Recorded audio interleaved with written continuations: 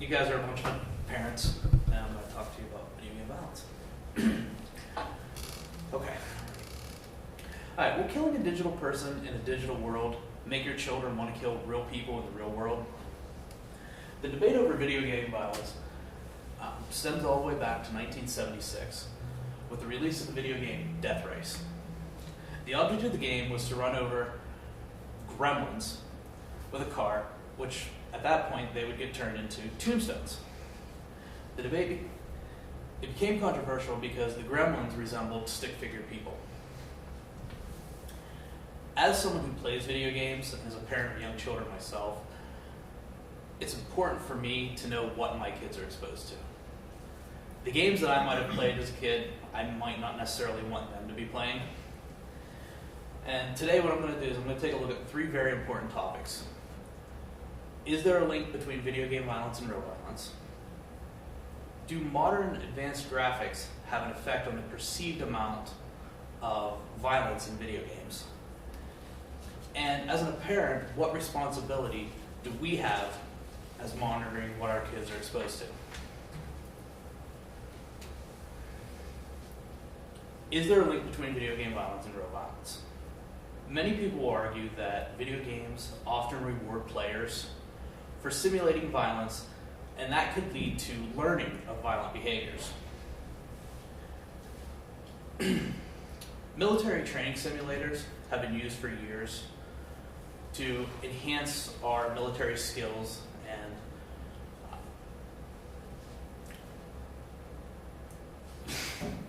and their reaction times. A 2004 study published in the Journal of Communication not only found that there was no link between actual violent media and violent behavior, it questioned the results of other studies that suggested that there was a link.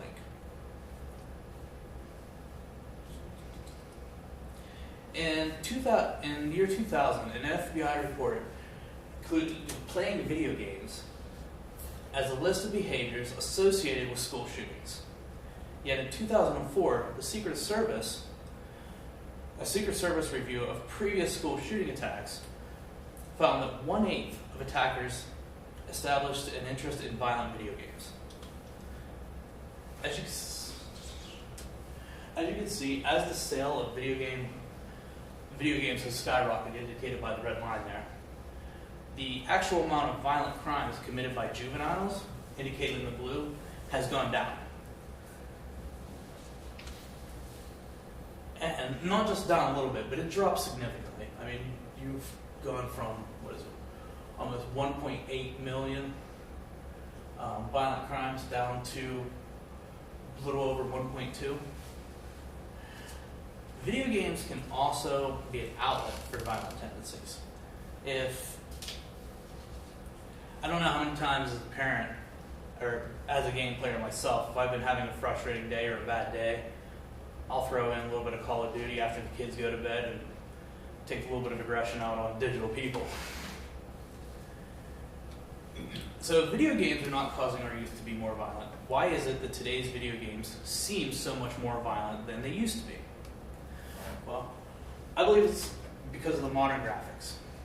Advanced graphics have an effect on the perceived level of violence in video games.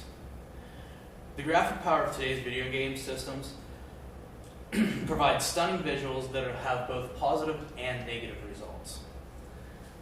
Games themselves have gone from a cartoonish appearance to an almost realistic appearance. In fact, Time magazine rated Grand Theft Auto 5 and Call of Duty Advanced Warfare on their list of 15 most beautiful games in 2014. The gameplay of many of these games, such as Grand Theft Auto and Mortal Kombat, has not changed, but the violence that is perceived has.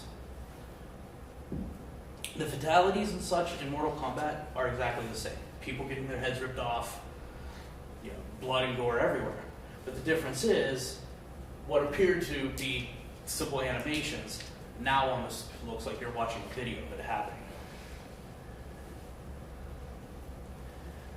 With the graphic and violent nature of some of these games out there, you may ask yourself, how can I keep my kids from being exposed to things that they may be too young for? It is every parent's responsibility to monitor and regulate what their child is exposed to.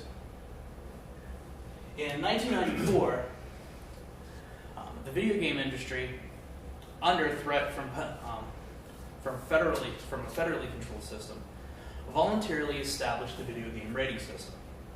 They have ratings everything from E for everyone up until adults only, mature video games. This rating system was put in place so that parents can have an idea of what kind of content is going to be in the games that their children are playing.